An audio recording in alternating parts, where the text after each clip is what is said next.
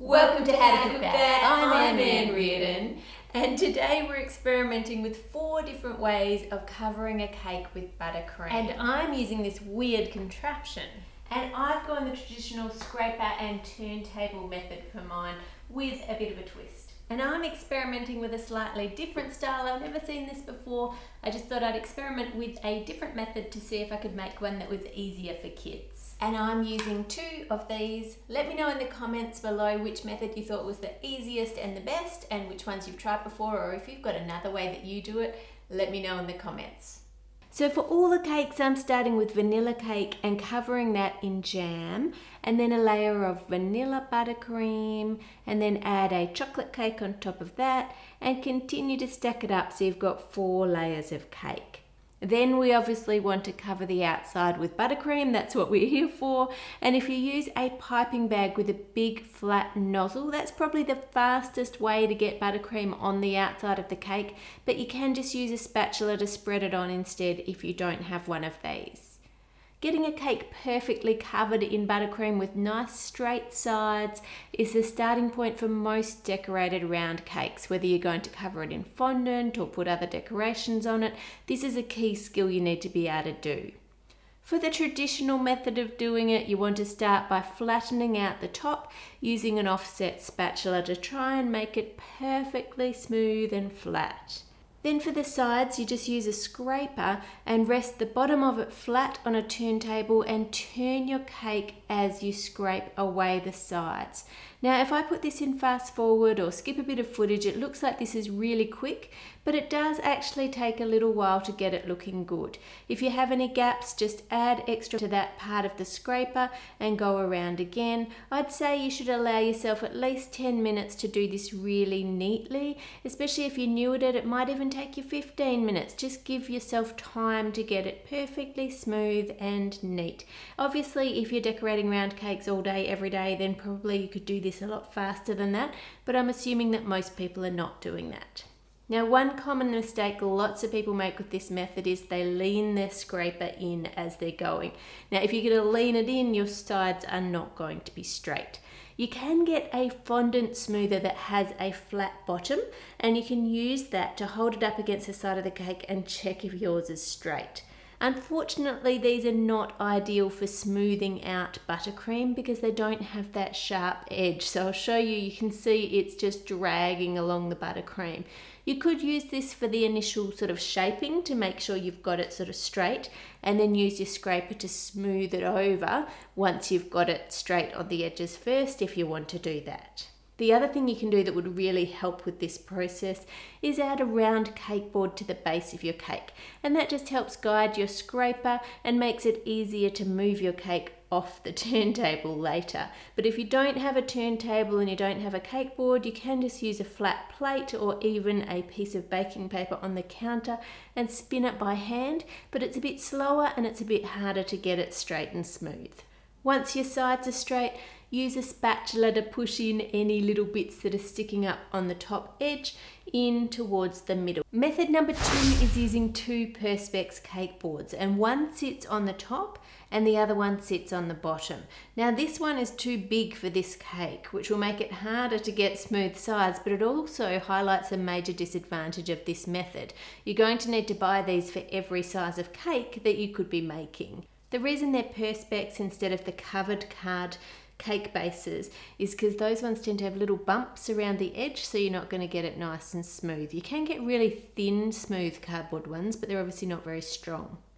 I think that if I put Perspex straight on top, I'm not going to be able to get it off again. So I'm going to start by flattening the top and adding a circle of baking paper, and then my Perspex on top of that. Now for the fun part, spin it around.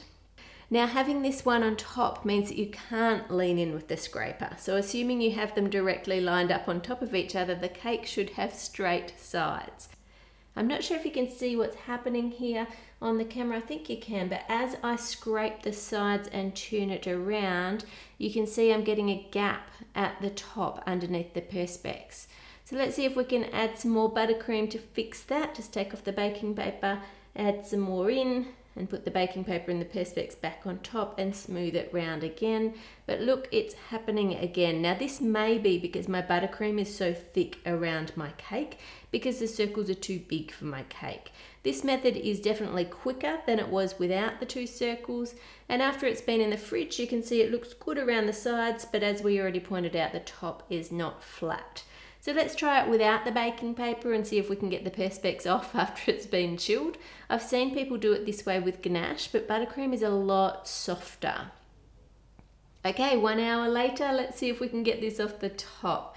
We'll just run the spatula along underneath the Pyrex circle, and I can tell this is not going to work. Look, the buttercream is just getting ruined. That is a bit of a mess.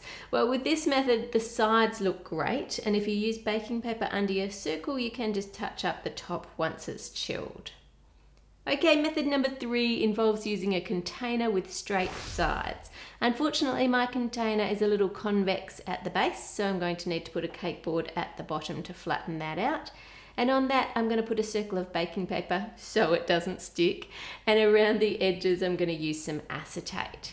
So to start with, line the base and the sides just at the bottom with icing and use a spatula to spread that out. Now, if you use a clear container, you can look at the sides and check that there are no air pockets.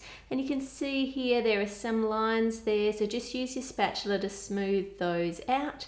And then add in your first layer of cake. Now I've had to trim these cakes a little bit smaller to make them fit. So again, you're going to need the right size container for the cake that you are making. Add some buttercream between your layers and then spread the blue frosting a little higher on the sides and add in the next layer of cake. And you'll notice I'm using jam on the underside of the cake instead of the top. That just makes it easier to add it in without getting jam all over your hands. And you just want to keep going like that until you've added all your layers of cake. And then cover the top in a thin layer of buttercream. Now this will actually be the bottom, not the top, so don't worry if it's not perfect. But because we're going to put it in the freezer, you want to cover it so that the cake doesn't dry out. And once it's been chilled for a couple of hours, you can then tip it out and remove the acetate. And then peel off the baking paper from the top. Now you can see I have a little gap there. So I'll just fill that in, and because the frosting around the edge is frozen, it's quite easy to fix any problems without ruining the rest of it. The same goes for the edges. You can see they're not 100% smooth because we've peeled off the acetate, but if you just run a scrape around the edge, they smooth up quite easily.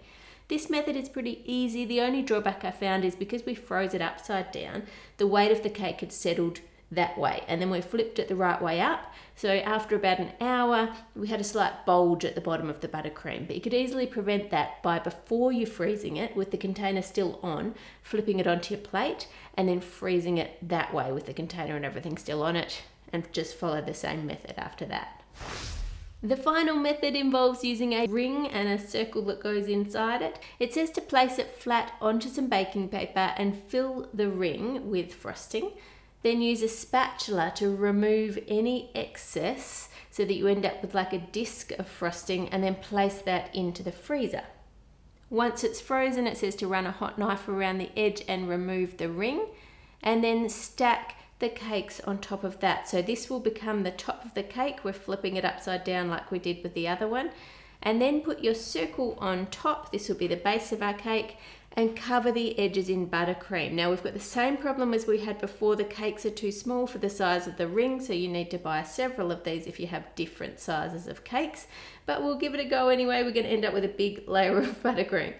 Then it says to run the scraper round the edge. Now I'm a bit confused at this point as to what the purpose of freezing the first ring was, because we're now scraping away anyway. It's got extra buttercream on it from when we put it on the sides, and it's not really having any purpose. We might as well have just put buttercream on the bottom, put our cakes down, and put a cake circle on top. Anyway, it says to refrigerate it, and then once it's chilled, we need to flip the whole thing upside down and peel off the baking paper. Now that gives a nice flat edge to it, and I like the edge, but I don't really see the purpose of having the ring. Just use one Perspex circle. Let me know in the comments which method you liked the best, and if you have an even better way of getting quick, fast, perfect buttercream, share it with us all in the comments. I'd love to hear. I'll pin the best one to the top. Click here to watch more cake decorating tutorials, here for chocolate, and here for my mini series. Make it a great week by baking something for a friend, and I'll see you on Friday.